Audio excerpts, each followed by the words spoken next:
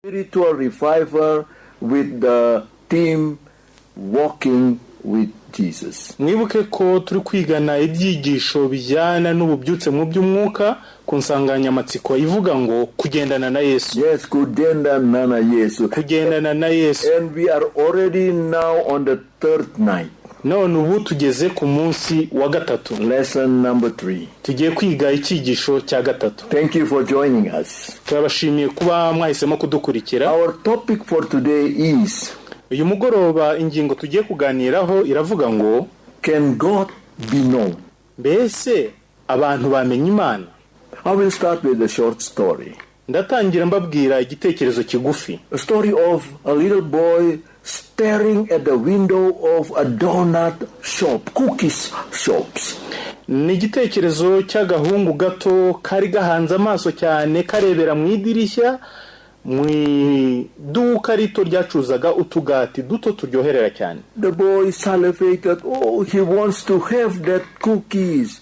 And then he groaned in his heart as he looked at the cookies through the glass of the window. Umwana w'umuhungu yanyiraga amazi yakikoroza ubwo yitegerezaga umutetsi yamurebera mu idirishya areba utwo tugati twiza umutetsi atuzana agenda yigengesere cyane. He just looked inside. Umwana akareba hirya aho utwo tugati turi. Colorful cookies displayed there. Akareba uburyo utwo tugati dufite amabara atandukanye turambitse aho hantu. Then a policeman who is watching him come beside him. Maze noneho umupolisi wari uraho inyuma aza kubona umwana w'umuhungu araza aramwegera hagara inyuma ye. The police said, "Son, would you like some of those?"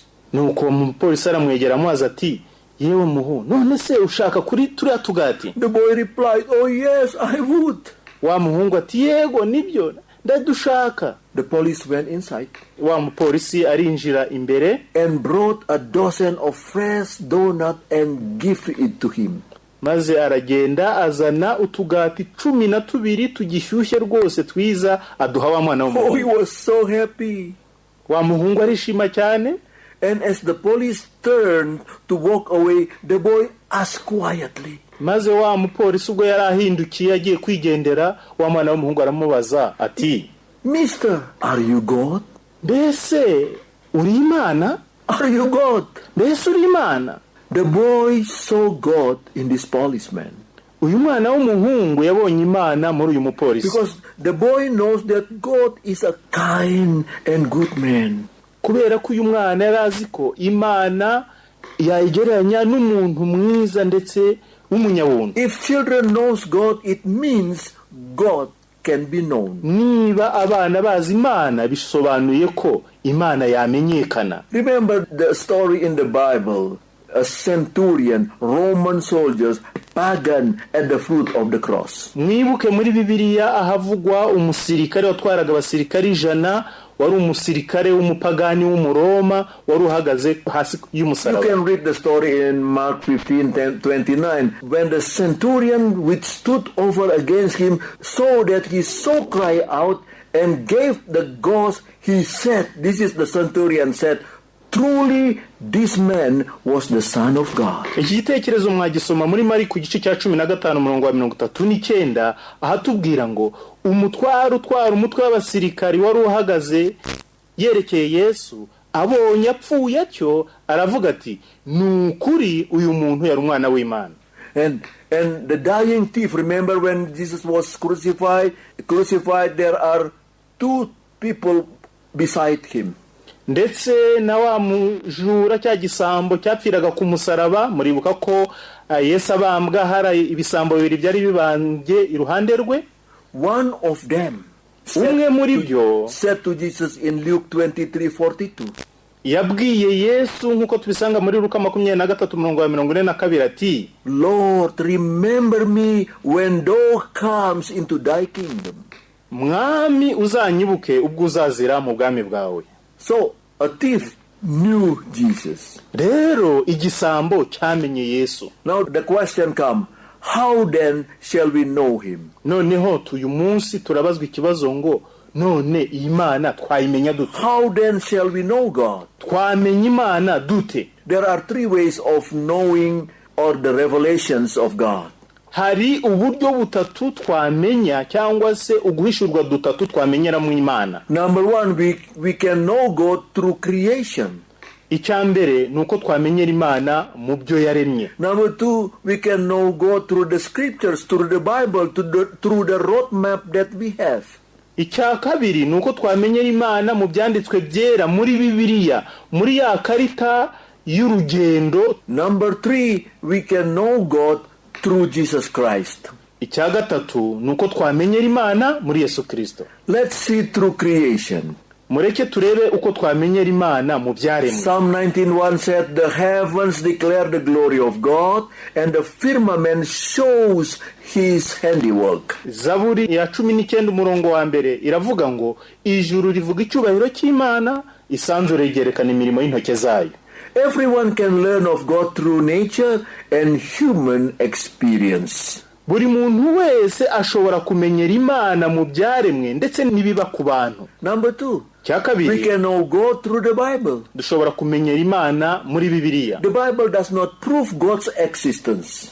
Ntabwo Bibiliya itugaragariza inkomoko y'Imana nuko yabayeho. The Bible assumes that God is there. Ahubwo Bibiliya iza ishimangira ko Imana yari iriho. Remember, the first text in the Bible declares that there is God. Mwibuke umurongo wa mbere muri Bibiliya uvuga neza ko Imana iriho. Genesis 1:1, in the beginning God created the heavens and the earth. Mwitangira igice cya mbere umurongo wa mbere haravuga ngo mbere na mbere Imana yaremye ijuru n'isi. The Bible reveals God's essential qualities through his names, through his activities and attributes. Bibiliya ihishura iby'ingenzi biranga Imana mu mazina yayo, ibikorwa byayo n'imico yayo. The importance of God's names, disclosing his nature, his character and qualities, are revealed in the commandment number 3. Uburemere bw'amazina y'Imana agaragarira mu kamero kayo, mu mico yayo ndetse n'ibiyiranga, ibyo byose bihishurirwa mu itegeko rya gatatu. So God's name is very important. Bityo rero izina ry'Imana ni ingenzi cyane. That's why commandment number 3 in Exodus 20:7 says, "You shall not take the name of the Lord your God in vain." Niyo mpamvu itegeko rya gatatu ribivuga neza ritubwira mu kuva igice cya 20 umurongo wa 7 ngo ntukavugire ubusa izina ry'Uwiteka Imana yawe. Let's see the name of God in Hebrew. Mureke turebe amazina y'Imana nkuko avugwa mu Giheburayo. The first one is El and Elohim, which means God.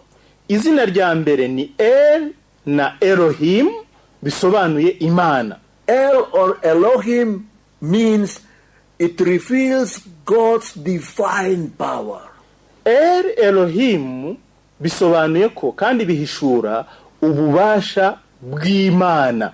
The name depicts God as the strong and mighty one, the God of creation. Aya mazina yombi agaragaza Imana hariyo munyabubasha, umunyabushobozi bwose, Imana yaremye. You can read in Genesis 1:1, Exodus 20:2 and Daniel chapter 9:24. Ushobora kubisoma mu itangira igice cya mbere umurongo wa mbere, mu kuva 20 umurongo wa 2 ndetse no muri Daniel igice cya 9 umurongo wa 24. Number 2.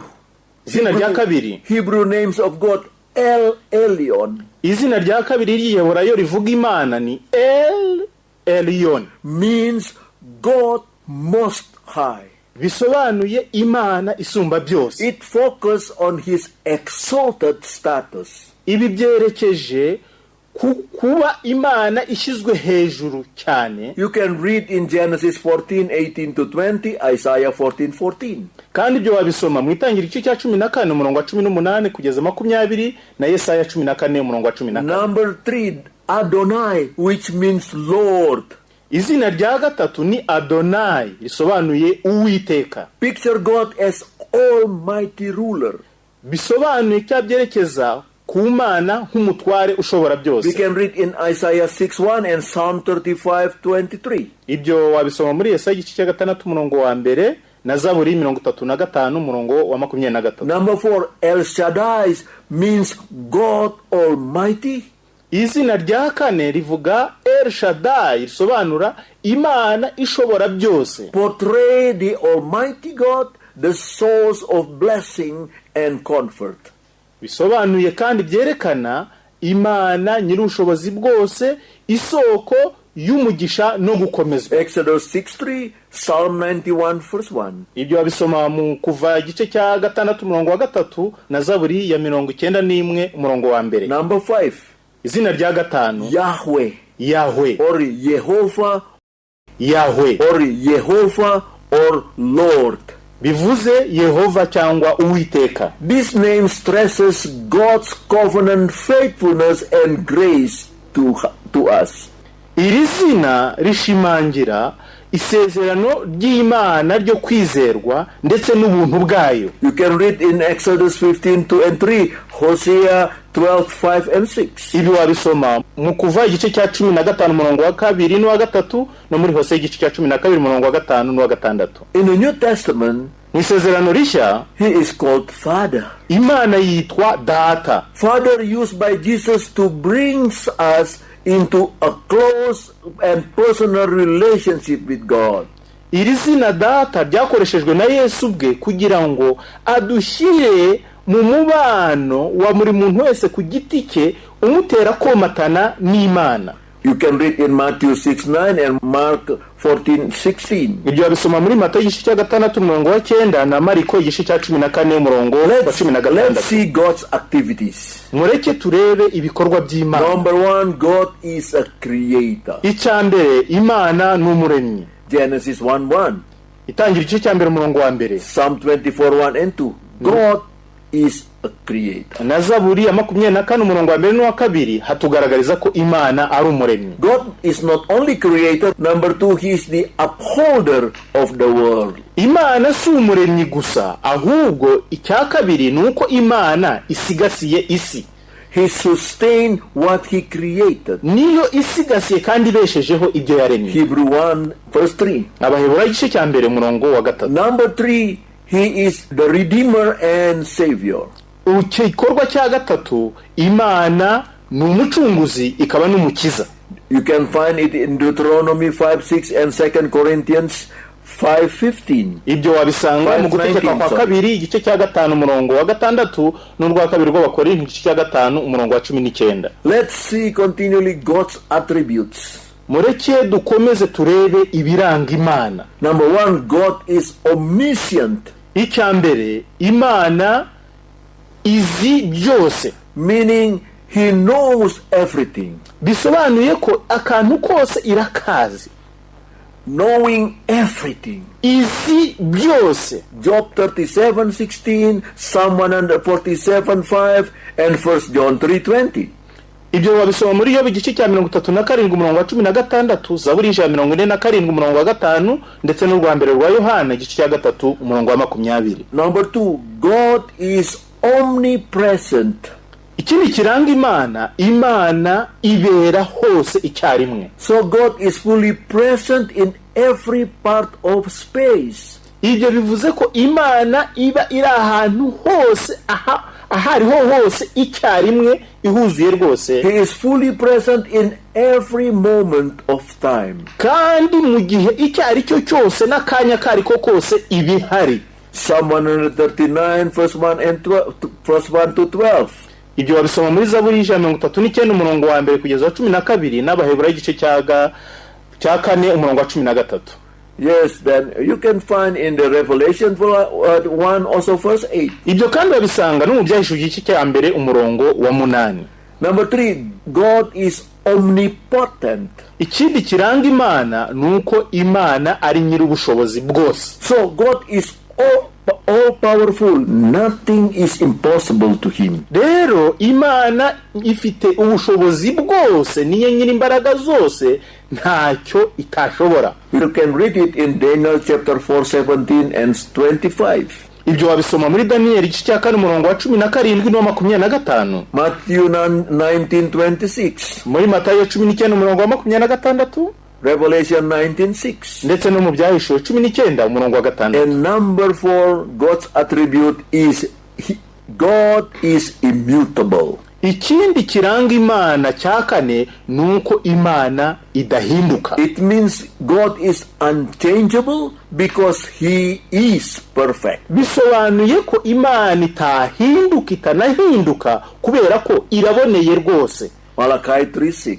Ibyo wabisoma muri Malaki igice cya 3 umurongo wa 5. Now, God's attributes, since in a sense these attributes define God, rero kubera ko ibi biranga Imana biyisobanura, these 4 attributes ibi biyiranga bine are called incommunicable attributes. Ibi byitwa cyangwa se babisobanura ko ari ibiranga Imana bitasangirwa. It means it only belongs to God. Ibyo bisobanuye ko byihariwe n'Imana yonyine. But there are God's communicable attributes also. Ariko kandi hari n'ibiranga Imana isangiza abantu. That communicable attributes flow from his loving concern for humanities. Ibyo biranga Imana yasangiza abantu biyivaho ikabihereza abantu. What are God's communicable attributes? None si ibyo biranga Imana ishobora gusangiza abantu ni ibihe? Number 1, love. Icya mbere ni urukundo. Number 2, grace. Icya kabiri ni ubuntu. Number 3, mercy. Icya gatatu ni imbabazi. Number 4, patience. Icya kane ni ukwihangana. Number 5, holiness. Icya gatanu ni kwera kwayo. Number 6, righteousness. Icya gatandatu ni ugukiranuka kwayo. Number 7, justice. Icya karindwi ni ubutabera bwayo. Number 8, truth. Icya munani ni ukuri. These attributes comes as a gift to men. Ibi biranga Imana ishobora gusangiza abantu, ibibaha nk'impano ibibahaye. So that is why we call it communicable attributes. Iyo niyo mpamvu tubyita ibiranga Imana ishobora gusangiza abantu. Now, all of the above about God, we know it from the Bible. Ibi byose tumaze kubona ku Mana tubibona kandi tubimenya tubikuye muri Bibiliya. Number 3, we know God through Jesus Christ. Icya gatatu tubasha kumenya Imana binyuze muri Yesu Kristo. Through Jesus we can know the Father. Dushobora kumenyera Data wa twese muri Yesu Kristo. The Bible says in 1 John 5:20, and we know that the Son of God is come and hath given us an understanding that we may know him that is true, and we are in him that is true, even in his Son Jesus Christ. This is the true God and eternal life. Mu rwambere rwa Yohana igice cya 5 umurongo wa 20 Bibiliya iratubwira ngo kandi tuzi yuko umwana w'Imana yaje akaduha ubwenge ngo tumenye y'ukuri kandi turi mu y'ukuri kuko turi mu mwana wayo Yesu Kristo. Iyo niyo Mana y'ukuri n'ubugingo buhoraho.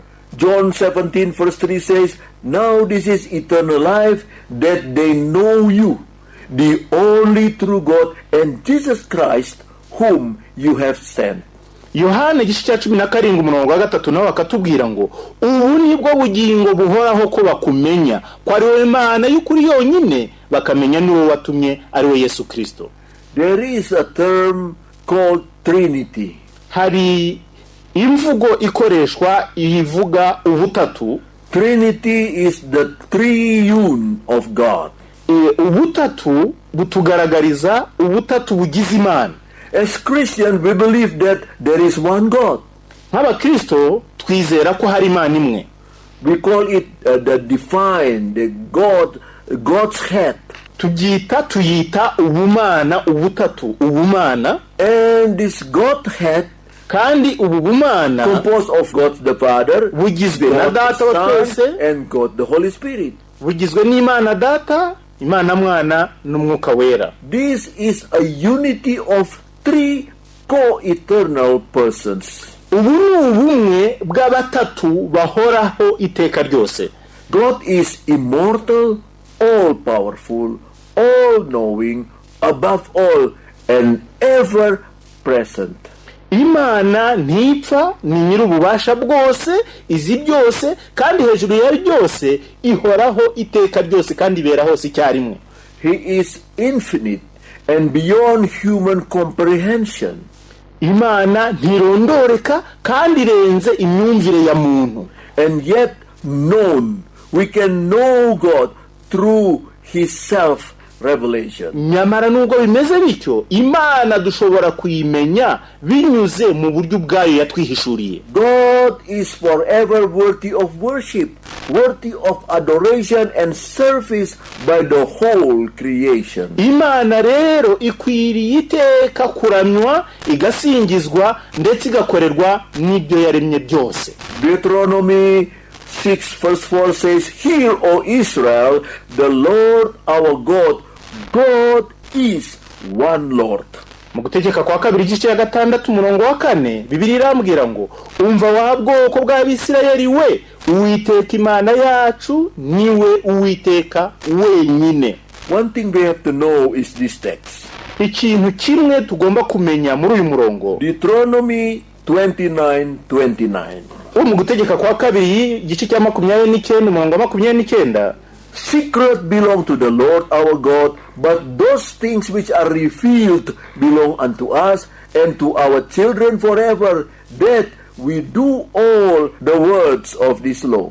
Nuko hatubwira ngo ibihishwe ni iby'Uwiteka Imana yacu, ariko ibyahishuwe ni ibyacu n'urubyaro rwacu iteka, kugira ngo twumvire amagambo yose y'aya mategeko. In the New Testament, Matthew 28 verse 9, Jesus said, "Therefore, make disciples of all nations, baptizing them in the name of the Father and of the Son and of the Holy Spirit." Mu isezerano rishya Yesu yivugiye ubwe muri Matayo 28 umurongo wa 19 ati, "Nuko mugende muhindure abantu bo mu mahanga yose abigishwa, mubabatiza mu izina rya Data wa twese n'Umwana n'Umwuka wera." 2 Corinthians 13:14 says, "May the grace of the Lord Jesus Christ and the love of God and the fellowship of the Holy Spirit be within you all."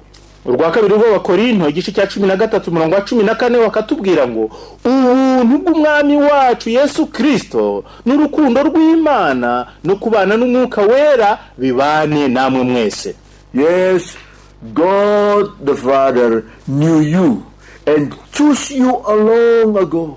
Nukuri Bibiliya ikakomeza ikampamiriza ngo, mwatoranijwe nk'uko Imana Data wa twese yabamenye kera. And His Spirit has made you holy. And as a result, you have obeyed Him and have been cleansed by the blood of Jesus. May God give you more and more grace and peace. Mubiheshejwe no kwezwa n'Umwuka kugira ngo mwumvire Imana muminjagirwe amaraso ya Yesu Kristo, ubuntu n'amahoro bigwire muri mwe. 1 Peter 1:2. Tulisoma mu rwambere rwa Petero igice cya mbere umurongo wa 2. Now let's go to see God the Father. Rero mureke noneho turebe Imana Data. God the Father is God the eternal Father, is the creator, the source and sustainer. Imana Data ni Imana Uwiteka ushobora byose, Data umuremyi, isoko ya byose, ndetse ni na rugira n'umutware w'ikirenga w'ibyaremwe byose. And sovereign, the ruler of all creation. Ndetse niwe mutware w'ikirenga w'ibyaremwe byose. He is just and holy and merciful and gracious, slow to anger, abounding in steadfast love and faithfulness. Arakiranuka kandi arera, ni umunyambabazi ndetse yuje ubuntu, atinda kurakara, yuje urukundo rudacogora no kudahemuka no gukiranuka. The qualities and the powers exhibited in the Son and the Holy Spirit are also revelations of the Father. Umwana w'Imana n'Umwuka wera bagaragaje ibibaranga, ndetse mu bubasha bwabo nabyo bihishura Imana Data. Yes, God the Father, in Genesis 1:1 we have read, "In the beginning God created the heaven and the earth." Imana data iravugwa neza. Ubisomye mu Itangiriro cya mbere umurongo wa mbere ngo mbere na mbere Imana yaremye ijuru n'isi. Revelation 4:11, thou art worthy, O Lord, to receive glory and honor and power. Ibyahishuwe igice cya 4 umurongo wa 11 bakaduhamiriza ngo mwami wacu, mana yacu, ukwiriye guhabwa icyubahiro no guhimbazwa n'ubutware koko. Oh, hallelujah. Hallelujah. We are so thankful to have a God like that. Turashimira Imana cyane kandi biratunezeza kuba dufite Imana ngiyi ngiyi. I believe most of us have memorized this text, John 3:16. Nizera ko buri wese muri tuduteza amatwi yafashe mu mutwe iri somo ryo muri Yohana igice cya 3 umurongo wa 15. For God so loved the world that he gave his only begotten Son, that whosoever believeth in him should not perish but have everlasting life. Isomo ritubwira ngo kuko Imana yakunze abari mu isi cyane byatumye itanga umwana wayo w'ikinege kugira ngo umwizera wese atarimbuka ahubwo ahabwe ubugingo buhoraho. No believer has ever doubted that the Father is divine. Nta muntu wizera, nta mwizera n'umwe wigeze ashidikanya ko data wa twese ari Imana. If we believe that God exists, then the three mentioned persons, Father, Son, and Spirit, must be the God we believe in. Rero niba twizera ko Imana iriho, ubwo rero ba batatu bavuzwe, Imana data, mwana na mwuka wera, abo rero bagize Imana ndetse n'Imana twizera. Let's see God the Son. Mureke turebe Imana God the mwana. Son is God the eternal Son became incarnate in Jesus Christ. Imana mwana ni Imana yahindutse umuntu muri Yesu Kristo. Through him all things were created. Ibintu byose byaremewe muri we, and the character of God is revealed. Kandi muri we no hashurirwa imico y'Imana. And salvation of humanity is accomplished. Kandi agakiza k'inyoko muntu kasohorejwe muri we. And through him the world is judged. Kandi muri we nimo isi izacirwa urubanza. Jesus is forever truly God. Yesu ni Imana y'ukuri iteka ryose. And he became also truly man, Jesus the Christ. Kandi nanone yahindutse umuntu nyamuntu, Yesu Kristo. Jesus was conceived of the Holy Spirit and born of the Virgin Mary. Yesu yasamwe kubw'umwuka wera kandi yavutse ku mwari Mariya. Let's read John 1:1-3. Reka dusome Yohana igice cya mbere umurongo wa mbere kugeza wa 3. In the beginning there was Word. Haravuga ngo mbere na mbere hariho jambo,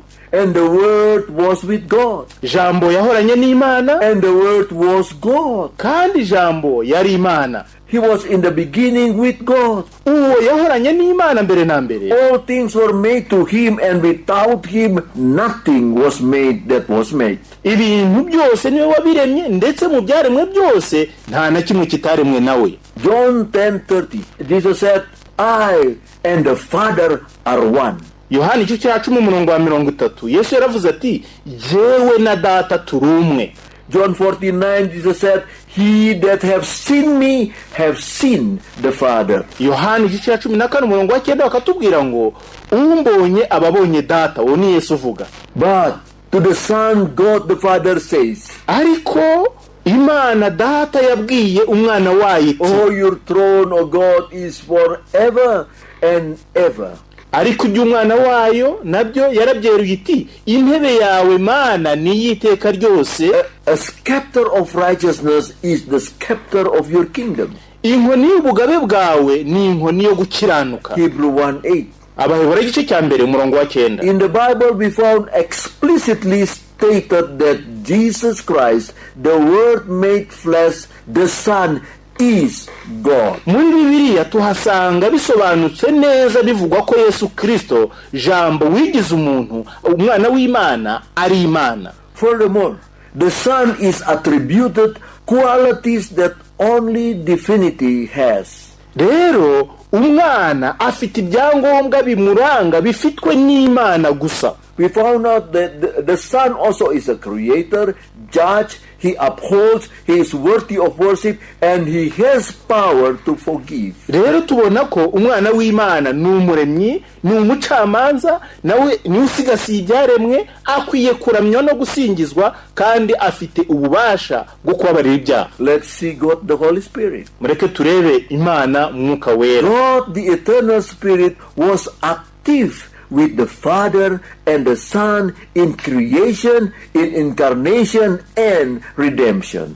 Imana Mwuka uhoraho yakoranye na Data wa twese, akorana na Mwana mu irema, mu kwigira umuntu kwa Kristo no mu gucungura umuntu. The Holy Spirit inspired the writers of the scriptures. Mwuka Wera kandi ni nawe wahumekeye abanditsi b'ibyanditswe byera. He filled Christ's life with power. Niwe kandi wujuje ubuzima bwa Kristo imbaraga. He draws and convicts human beings. Yireherezaho abantu kandi akabemeza ibyaha. Those who respond, he renews and transforms into the image of God. Kandi abitabiriye irarika rye no kubireherezaho kwe, abagira bashya, akabahindura, akabarimamo ishusho y'Imana. God the Holy Spirit sent by the Father and the Son to be always with his children. Rero Mwuka Wera yoherejwe n'Imana Data ndetse na Mwana kugira ngo babane n'abana b'Imana. Yes, he extends spiritual gifts to the church. Ikindi kandi niwe ugaba impano z'umwuka kaziha itorero. He empowers the church to bear witness to Christ. Kandi aha itorero imbaraga zo guhamya Kristo. And in harmony with the scriptures leads people into all truth.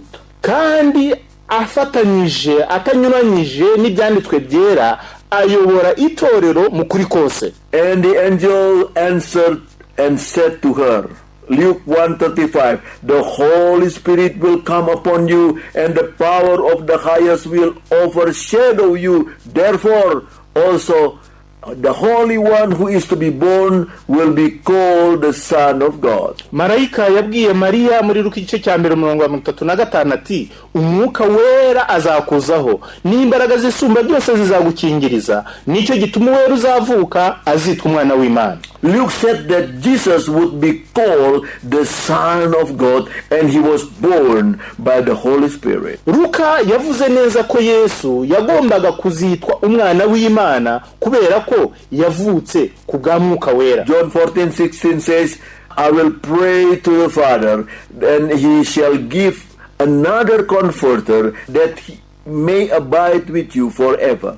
Muri Yohana igice cya 10:16 Yesu yaravuze ati, nanjye nzasaba Data nawe azabaha undi mufasha wo kubana namwe ibihe byose. Acts 1:8 says, but ye shall receive the power. After that the Holy Ghost is come upon you, and ye shall be witness unto me both in Jerusalem, in all Judea, and in Samaria, and unto the utmost part of the earth. Yesu yongeye guhamya mu byakozwe n'intumwa igice cya 1:8 ati, icyakora muzahabwa imbaraga Umwuka Wera nabamanukira, kandi muzaba abagabo bo kumpamya i Yerusalemu ni Yudaya yose ni Samariya no kugeza ku mpera y'isi. So God wants unity, equality, and plurality. Ahangaha rero tuhabonye Imana ari imwe, tubona ubumwe wigize mu batatu, tubona ko kandi bahwanya abo batatu, mbese n'ubwinshi mu bumwe.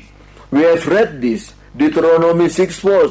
Hear, O Israel, the Lord our God, the Lord is one. Ibi twabisomye mu gutegeka kwa 2 igice cya 6:4 ngo, umva wa bwoko bw'Abisirayeli we, Uwiteka Imana yacu niwe Uwiteka wenyine. And in John 10:30, Jesus said, I and my Father are one. Ndetse no muri Yohana igice cya 10:30 Yesu yavuze ati, je na Data turi umwe. The Hebrew word one used in those texts is the same that is used to say that man and woman are one flesh. Ijambo ry'Igiheburayo rivuga umwe ryakoreshejwe muri iyi mirongo ni rimwe n'ibyakoreshejwe mu kuvuga ko umugabo n'umugore bahinduka umubiri umwe. Therefore, what the word involves a complex unit. Rero iri jambo rimwe, ubumwe rivuze ubumwe busobekeranye. God is 3 persons in one. Imana ni abatatu muri umwe. Let's go and see another text, 2 Corinthians 13:14. Reka turebe irindi somo icyo ritubwira. The grace of the Lord Jesus and the love of God and the communion of the Holy Spirit be with you all.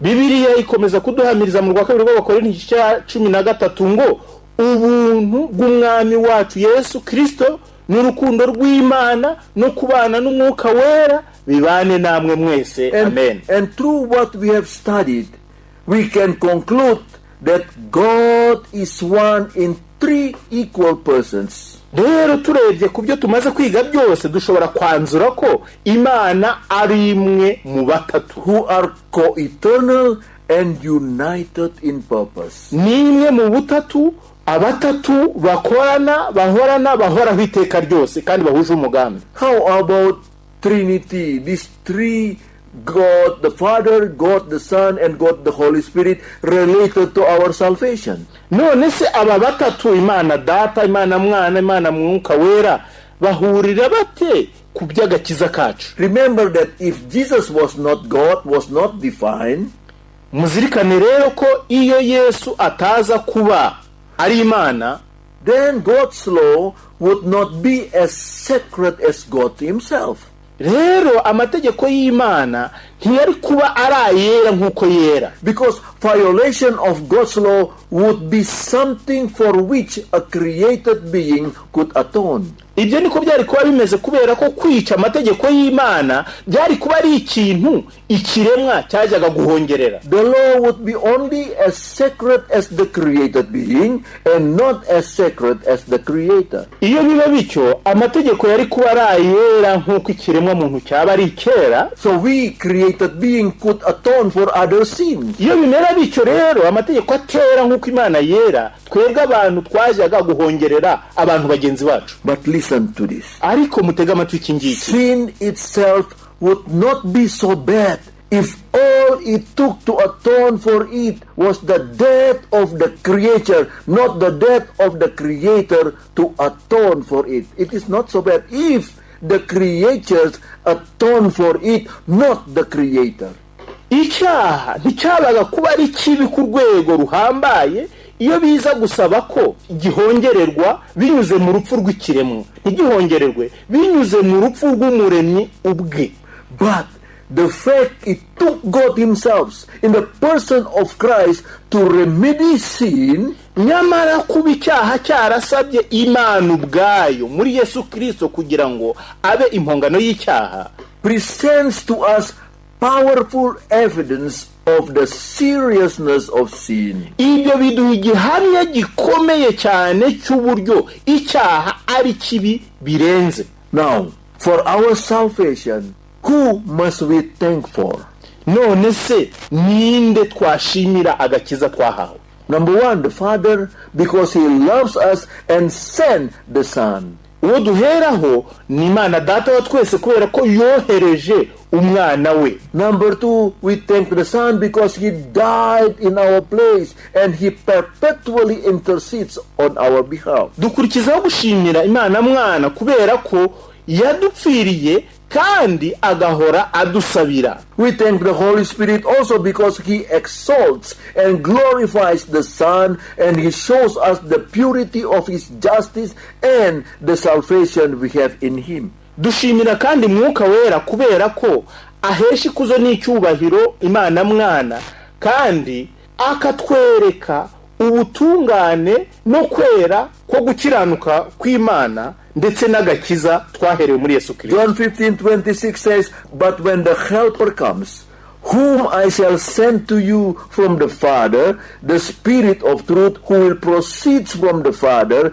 he will testify of me." Bibiliya iratubwira muri Yohana 15:26 ngo umufasha naza wo nzaboherereza ava kuri Data, ari we Mwuka w'ukuri ukomoka kuri Data azampamya. Dear listener, nshuti uduteze amatwi, the Father, the Son, and the Holy Spirit, Data wa twese, Umwana n'Umwuka Wera, have pledged themselves to make God's children more than conquerors biyemeje ko abana b'Imana barushishwaho kuba abaneshi through him that loved them. binyuze mu wabakunze. The Lord is gracious and long-suffering, Uwiteka yuje ubuntu kandi not arihangana, willing any should perish. kandi ntashaka ko hagera n'umurimbuka. He has provided power to enable us to be overcomers. Yatanze imbaraga zitubashisha kuba abaneshi. Yes, God can be known. Ni ukuri umuntu yamenya How Imana. many of you believe that God can be known? Ni bangahe bizera ko umuntu yamenya Imana? I hope you believe. Nizera kandi twizera ko mubyizera. How many believe in the triune of God, God the Father, God the Son, God the Holy Spirit? Ni bangahe bizera ubumwe mu bumana, Imana Data, Imana Mwana, Imana Mwuka Wera? I hope you believe. Twizera ko ibi mubyizera. Now, do you want to thank God the Father, the Son, the Holy Spirit for making the plan of salvation for us? None se murashaka kandi mwifuza gushimira Imana Data, Imana Mwana, Mwuka Wera kuba barakoze umugambi w'agakiza ku bwacu? God is so loved the world, Imana yakunze abari mu isi cyane, and God can be known. kandi iyi Imana ishobora kumenywa. Let us pray. Mureke dusenge. Heavenly Father, Data uri mu ijuru, thank you because you, our God, can be known. turagushimira kuko uri Imana yacu dushobora kumenya.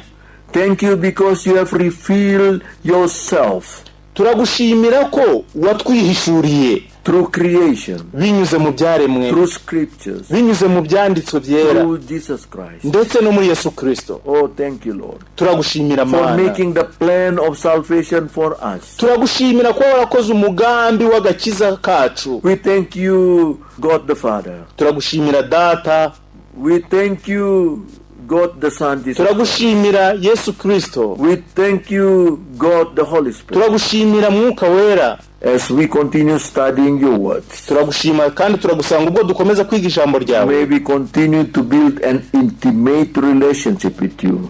Turagusanga udufashe dukomeze kubaka umubano ukomeye uhamye tugirana nawe. More than that, may we all decide to walk with Jesus always. Turagusanga utubashishe kurushaho kwiyemeza kugendana na Yesu iteka ryose. Thank you, Lord, for hearing and answering our Turagushimiye prayer. Uwiteka kuko wumvise gusenga kwacu. Bless all our listeners Uha umugisha umuntu wese uduteze amatwi throughout this country of Rwanda. uri muri iki gihugu cy'u Rwanda. We pray in Jesus' name. Tubisabye byose mu izina rya Yesu. Amen. Amen.